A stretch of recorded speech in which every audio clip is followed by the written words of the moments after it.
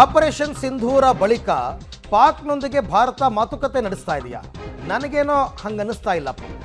ಭಾರತ ಮತ್ತು ಪಾಕಿಸ್ತಾನ ರಾಷ್ಟ್ರೀಯ ಭದ್ರತಾ ಸಲಹೆಗಾರರು ಮಾತನಾಡಿದ್ದಾರೆ ಅಂತ ಪಾಕ್ ಉಪಪ್ರಧಾನಿ ಇಶಾಕ್ ದಾರ್ ಹೇಳಿಕೆಯನ್ನು ಕೊಟ್ಟಿದ್ದಾರೆ. ಆದರೆ ಭಾರತದ ಕಡೆಯಿಂದ ಇದಕ್ಕೆ ಸ್ಪಷ್ಟನೆ ಇಲ್ಲ.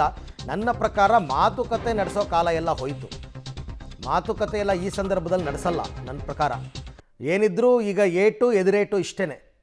ಬಟ್ ಆತ ಹೇಳಿಕೆ ಕೊಟ್ಟಿರೋದು ಅದೇನು ಸುಳ್ಳೇ ಇವ್ರ ಮನೆ ದೇವ್ರ ಅಂತ. ಬರೀ ಸುಳ್ಳು ಹೇಳ್ತಾರಪ್ಪ. ಪ್ರಧಾನಿನೂ ಸುಳ್ಳು ಹೇಳೋದು, ಉಪಪ್ರಧಾನಿನೂ ಸುಳ್ಳು ಹೇಳೋದು.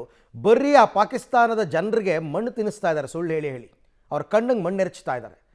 ರಾಷ್ಟ್ರೀಯ ಭದ್ರತಾ ಸಲಹೆಗಾರರ ಮಟ್ಟದಲ್ಲಿ ಮಾತುಕತೆ ಆಡುವಂತಹ ಸನ್ನಿವೇಶ ಇವಾಗ ಇಲ್ಲವೇ ಇಲ್ಲ ಸದ್ಯಕ್ಕೆ.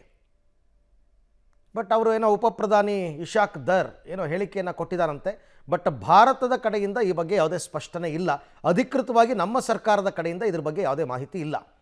ಆತ ಹೇಳಿರ್ತಕ್ಕಂಥದ್ದು ಸಂಸತ್ತಲ್ಲಿ ಎಲ್ಲೋ ಮಾತಾಡಿರೋದಲ್ಲ.